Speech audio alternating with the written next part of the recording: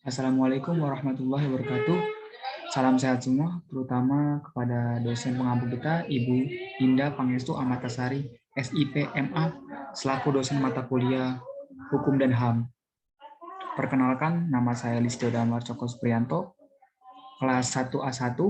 Di sini saya akan menjelaskan pengertian prinsip HAM serta macam-macam prinsip HAM dan mengkaitkan dengan topik apa yang saya punya. Baik, yang pertama yakni tentang pengertian prinsip HAM. Apa sih itu prinsip HAM? Prinsip HAM itu adalah pedoman atau aturan-aturan yang mengatur untuk penegakan HAM yang mempunyai berbagai macam. Contohnya, salah satunya kesetaraan, yakni ide yang meletak pada semua orang yang terlahir bebas dan memilih hak asasi manusia, yang mengartikan adanya perlakuan yang setara, di mana pada situasi sama harus diperlakukan dengan sama, serta dalam situasi yang berbeda dilakukan dengan cara yang berbeda. Yang kedua, non-diskriminasi, yakni menghargai persamaan derajat, tidak membeda-bedakan baik pihak atas dasar agama, ras, etnis, serta suku bangsa atau status sosial dalam penegakan HAM. Yang ketiga, partisipasi. Semua orang dapat berpartisipasi dalam penegakan HAM. Salah satu contohnya itu adalah melaporkan tiap pelanggaran HAM dalam bentuk dukungan. Ialah masyarakat bisa melaporkan tiap pelanggaran HAM yang diketahui, pernah dilihat, atau bahkan dialaminya ke pihak yang berwenang. Setelah melaporkan, saudara dapat mengikuti proses jalannya pengadilan agar pelaku dihukum secara seadil-adilnya. Yang keempat, akuntabilitas merupakan prinsip tanggung jawab yang dimana negara harus menunjukkan rasa tanggung jawab terhadap segala hal yang terjadi di negaranya. Jika negara tersebut memenuhi prinsip ini, maka negara dapat disebut sebagai negara yang akuntabel atau bertanggung jawab. Salah satu contohnya, negara memiliki hak untuk tidak dicampuri oleh dunia. Namun ketika terjadi pelanggaran HAM di suatu negara, namun negara tersebut terkesan melakukan pembiaran terhadap pelanggaran tersebut, maka dunia berhak untuk turut ikut serta dalam melakukan kasus tersebut. Karena negara yang terkait itu tidak mampu bertanggung jawab terhadap segala hal yang terjadi di negaranya. Selanjutnya, transparansi. Jelas, yaitu sifat keterbukaan akan informasi. Transparansi juga sangat diperlukan untuk menghindari terjadinya penyebaran pandangan bahwa pemerintahan melakukan diskriminasi atau ketidaktanggungjawaban dalam pemenuhan HAM. Selanjutnya dapat dipisahkan. Nah, di sini tuh maksudnya dapat dipisahkan itu terkait dengan generasi-generasi HAM. Ya, ada generasi 1, generasi 2, dan generasi ketiga. Generasi 1 itu salah satu hak sipil politik, berhubungan dengan hak ekonomi, sosial, dan kemudian berhubungan lagi dengan hak solidaritas. Contohnya, pada dasarnya dalam pelaksanaan pemilu, berkaitan dengan hak sipil dan politik, bagaimana seseorang dapat memenuhi hak ini, berpartisipasi dalam kegiatan pemilu. Jika pendidikannya rendah, berkaitan dengan hak ekonomi, sosial, dan budaya, dia tidak tahu bahwasannya dia memiliki hak untuk memilih karena pendidikannya rendah. Maka dari itu, 3 generasi HAM ini saling berhubungan dan berkaitan. Selanjutnya, yang terakhir, universalitas atau universal, yang artinya berlaku bagi semua manusia tanpa membeda-bedakan ras, keyakinan, dan suku, serta bangsa. Jadi tidak boleh membeda-bedakan, semua sama di mata hukum. Baik, setelah teman-teman saudara memahami arti-arti dan contoh-contohnya,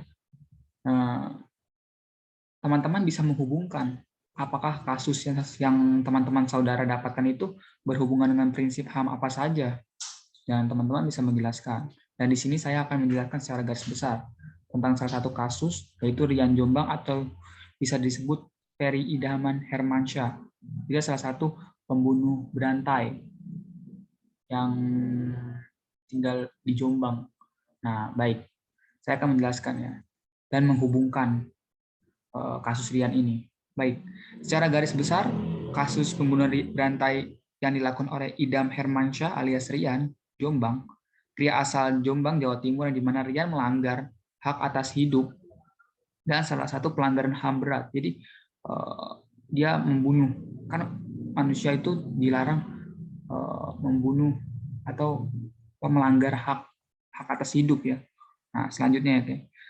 Terungkapnya kasus ini karena ditemukannya 7 foto tubuh manusia dan dalam 2 buah tas di belakang kebun binatang Ragunan, Jakarta Selatan pada tanggal 12 Juli 2008. Identitas potongan tubuh ini milik korban yang bernama Heri, seorang manajer penjualan sebuah perusahaan swasta. Kepolisian Polda Metro Jaya menangkap Rian di kosannya yang berlokasi di Pesona Kayangan, Depok. Dasar dari penangkapan tersebut karena terbukti Rian menggunakan kartu kredit dan ATM milik korban Heri. Setelah ditangkap dan diselidiki kembali oleh pihak kepolisian, Rian mengaku melakukan pembunuhan kepada 10 orang lagi pada tahun 2007.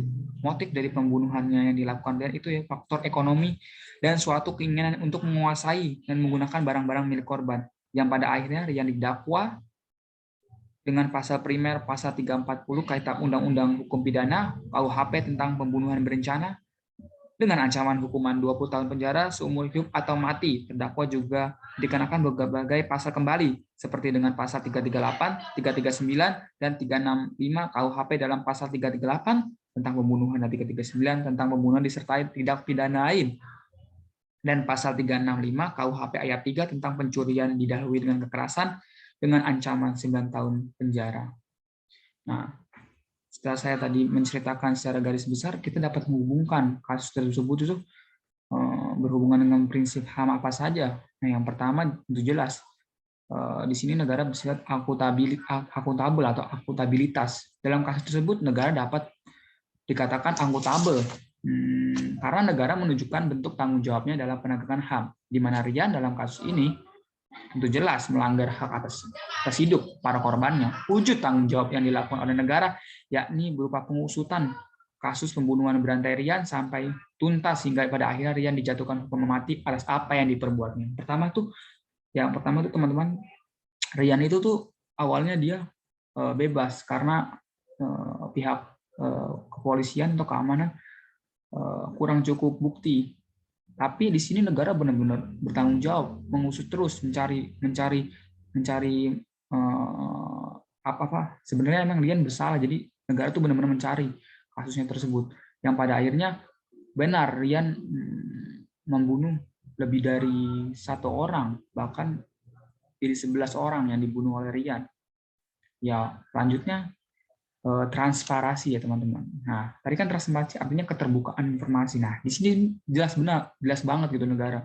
Yang dimana di sini negara benar-benar bersifat terbuka, menunjukkan proses pengadilan hingga putusan pengadilan. Jadi negara benar-benar terbuka, memberitahukan hukumannya, memberikan hukuman yang secara adil kepada Rian. Terus habis itu tidak ditutup-tutupi itu teman-teman. Nah, yang terakhir kesetaraan, yakni Rian diberikan hukuman yang setara apa yang Rian lakukan, yakni hukuman mati karena telah menghabisi korbannya secara sadar dan memiliki motif dan tujuan. Nah, yang selanjutnya juga ada partisipasi. Di sini warga berpartisipasi, memberi dukungan. Jadi di sini pihak kepolisian juga disupport oleh warga. Jadi warga memberitahukan korban-korban yang hilang yang dekat rumahnya Rian itu. Jadi polisi dimudahkan dengan dukungannya warga. Jadi di sini benar-benar warga juga ikut berpartisipasi dalam penegakan prinsip HAM tersebut. Nah, sekian dari saya tentang pengertian prinsip HAM dan macam-macam prinsip HAM dan keterkaitan hubungan kasus yang saya punya. Kurang lebihnya mohon maaf. Wassalamualaikum warahmatullahi wabarakatuh. Salam sehat semua.